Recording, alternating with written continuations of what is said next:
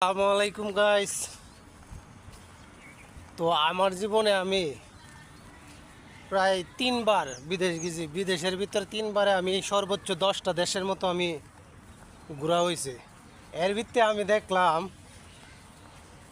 পৃথিবীর সবচাইতে বাদশাহী মানুষ বাংলাদেশি মানুষ, বাংলার মানুষ। কারণ কি তাও আমি বলে দিই যে কী কারণে বলতেছি। আমি যতগুলি দেশ দেখলাম, দেশের মানুষগুলি দেখলাম, বাংলাদেশি মানুষের মতন বাদশাহী লোক আমি কোনো জায়গাতেই দেখছি না। কারণ কি বাংলাদেশি মানুষ একজনে কামাই করে আর 10 জনে বসে খায়, সেজন্য আমাকে বলতে হচ্ছে।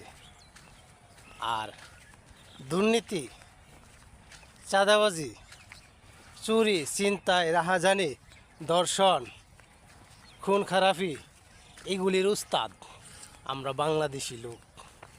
এটা বাস্তব, মাইন্ড করেন না। আমিও একজন বাংলাদেশি।